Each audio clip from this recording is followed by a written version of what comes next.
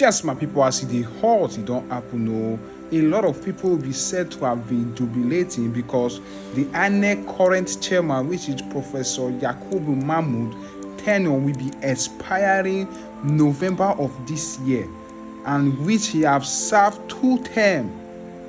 According to the constitution, as he don't serve these 2 terms, automatically he go comot, another person go enter. But it's now left for Tinubu whether President Bola Ahmed Tinubu will extend this man tenure, because people don't celebrate if he comot, better person will enter and we will conduct a better election. Which is funny.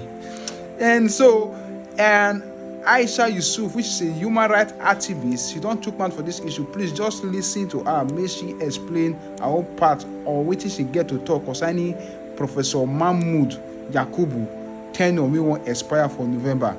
If Tinubu go put am or not, or whether Tinubu go look for another person and pick put there, or they will depend on an independent body to install that person there. What, share and drop your thoughts in the comment section.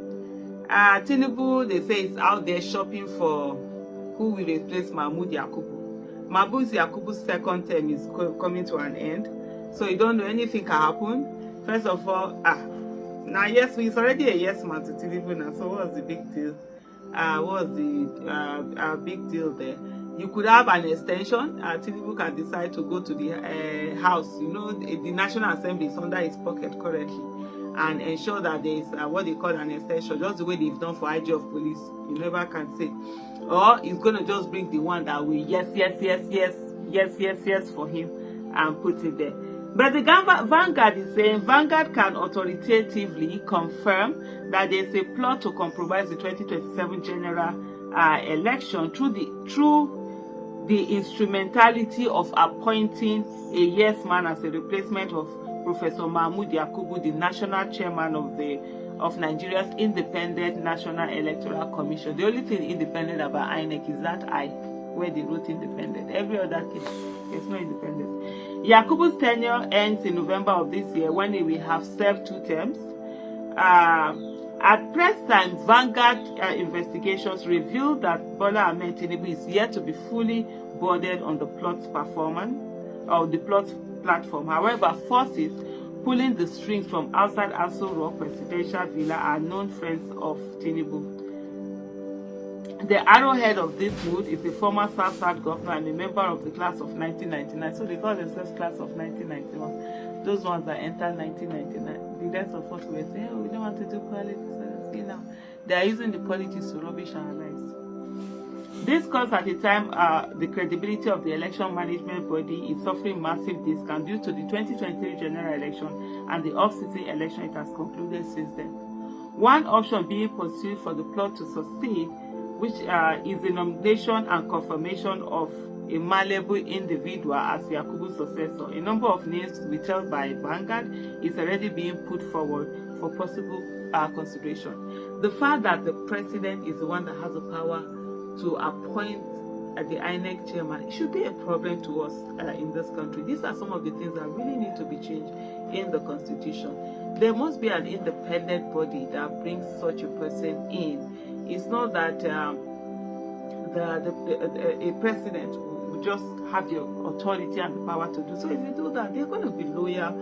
They're going to put someone that you know will be loyal to you, you can use, be sentimental to you and all of that.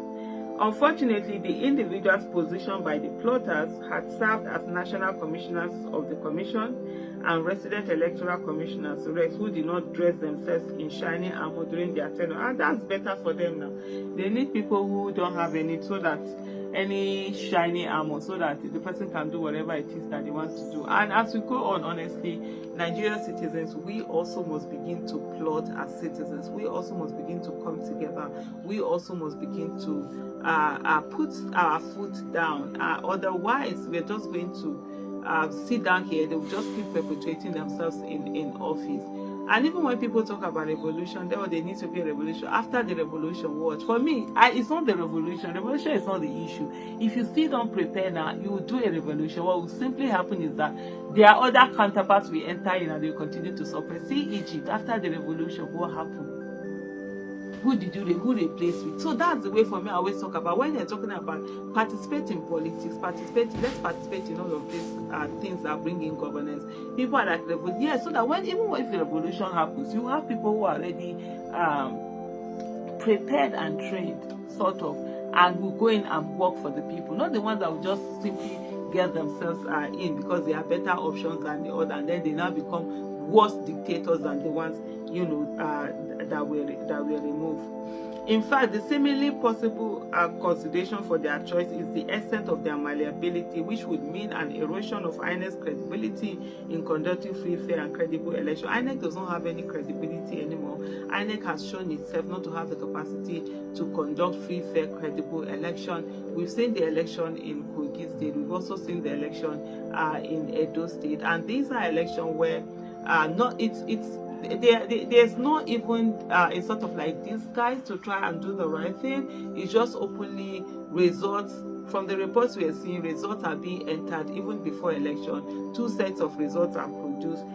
Those are some of the accusations that are going on with the Edo election. That 2 sets of results were already produced that they were going to use. The other ones were just, you do your thing. 2 sheets of papers were put out there. Nigerians recall with nostalgia how the 2003 and 2007 general election went, culminating in the public admission by a beneficiary of the 2007 sham presidential election, the late President Umar Musa Yar'Adua, that there were flaws in the election that brought him to power. And right now, we've gone back to pre-Yar'Adua days, where it didn't matter, where they didn't care about whether there was going to be any verification or not, whether the people verified are more than the people that now voted.